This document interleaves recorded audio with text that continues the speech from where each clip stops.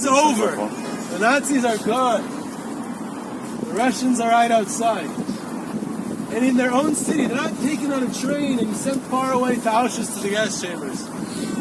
In their own city, in their own neighborhoods, their own people, fellow Hungarians, round them up and lead them to the shores of the Danube. They did this in several stages. It was a period of time, over several weeks. This is not one-time occurrence. And there were several thousand Jews altogether who were killed here. This is the last crime of the Holocaust. These are the last ones that are killed. Of the whole terrible story of 6 million Jews killed, this is one of the last terrible chapters. And they lined them up on the Danube. And what's the significance of the fact that it's a Shoe Memorial?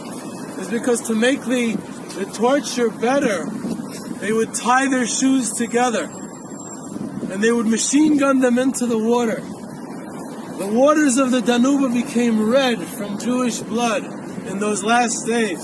As some people even fell alive because they were schlepped in with the people they were tied to. They had machine gunners standing right behind where you are, firing at point blank range. Hundreds of Jews would simply fall into the water. Some Jews actually survived that way. They fell in alive, they were able to extricate themselves, and they were able to survive.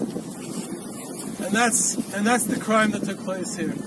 Several thousand Jews sink to the bottom. Last year there was a team of Zaka from Yerushalayim who actually came down to search for any remains. Maybe they could bury them. They didn't really find anything, and so many years later they were unsuccessful. But right here at the bottom of the water somewhere, there's a few thousand of our brothers and sisters, of Jews of Budapest, who in the hatred of what was going on during the Holocaust, their own neighbors turned on them, and in the last days of the war, they're the last ones who die al Kiddush Hashem. That's the first part of the story. What I want to tell you now is a story that happens afterwards. One of those who survived this massacre was a chassid living in Budapest. Like we said, there were chassidim who lived in Budapest in the later years. And he survived this massacre. He was able to get himself out and swim and get to the other side and hide somewhere until the Russians came. And he moved on and tried to rebuild his life. And he ends up in Antwerp. And one of the only Hasidic Rebbes left on the European continent after the war was a Heilige Yid of Reb Itzkel of Peshawars.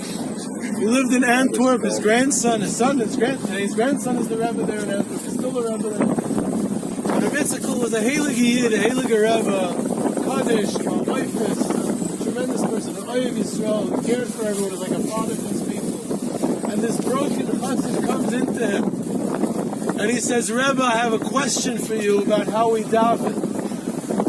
We say Avinu Malkeinu very often. Fast days between Rosh Hashanah and Yom Kippur. And in Avinu Malkeinu, there's two Avinu Malkeinus that are seemingly very similar. They're the same thing.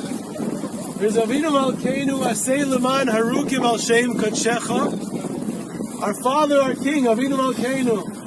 Aseh Leman, do for us the ones who are Harukim Al Shem Kodshecha, who are killed because of your holy name. They're killed Al Kiddush Hashem, to sanctify Hashem's name. And the next Avinu Malkeinu says almost the exact same thing. Avinu Malkeinu Aseh Leman Tvuchim Al Yichudecha. Do for the ones who are shechted for Yichud Hashem, to unify the name of Hashem. The same thing. They're killed Al Kiddush Hashem. And again, they're killed Al Kiddush Hashem. Why is it redundant? And Reb Itzkel is a wise Rebbe. He sees that the chassid is trying to say something. He's not looking for an answer from the Rebbe. And sometimes the Rebbe has to know when not to answer. And the Rebbe says, it sounds like you want to say something. I want to hear what you have to say. And the chassid turns to the Rebbe and he says, I stood here at the shores of the Danube, and I was tied to the shoes of the guy next to me. And the the arrow cross Hungarian fascists are shooting at us. They're standing there with machine guns, and they're going across the line of Jews standing at the shores of the Danube at this very spot. So when you're moving with a machine gun, across. Some Jews, they got killed right away because they're at the beginning of the line. And others, they're further down the line. They don't get shot till a few seconds later. until the machine gun goes down the line all the way to them. When Jews are about to die, they're about to get killed, they're starting to die, they see that this is the end, they start to cry out, Shema Yisrael, Hashem Elokeinu, Hashem Echad, we're dying al Kiddush Hashem. And that's what they started to do. But the shooting is already going, the machine guns are firing. And some of them did not get to finish the pasuk of Shema Yisrael. And they're cut off by the word Hashem, they're cut off by the word Elokeinu, and they don't get to finish. The ones who are further down the line, they have an extra 2 seconds of life. They finish Hashem Elokeinu, Hashem Echad, and then they get shot and fall into the water.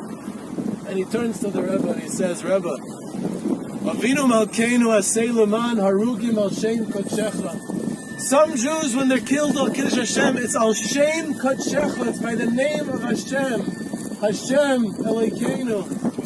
Other Jews, it's Avinu Malkeinu Asei Leman Tvuchim Al Yichudecha. It's on the Yichud Hashem. It's when they reach the last word of Echad to sanctify the unity of Hashem, because they got to finish the pasuk.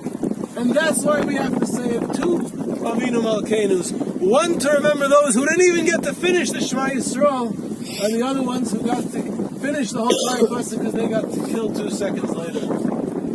We're standing at a spot where people were Mekadosh Shem Shemayim with the Shem Hashem, and we're standing at a spot where people were Mekadosh Shem Shemayim with the Yichud Hashem. This is a very special place, and although our trip is supposed to be a trip of renewal, of connecting to the past, of seeing how glorious our past was, but it's also a time to confront the tragedies of this past, and to remember those moments where people died, Al Shem Kodshecha, and when they died, Al Yichudecha, and to internalize that message. Because we don't have to be a Rugal Al Shem Kodshecha. We get to stand in shul and say the Avinu Malkeinu. We get to say both Avinu Malkeinus and remember that and invoke that merit and try to apply it in our lives, and everyone does it in the way they can. So let's try to take in that, remember it, think about it, look at the waters of the Danube and think about what those waters can tell, what story they can tell us today. And with that we'll try to have some desire, some inspiration from this story.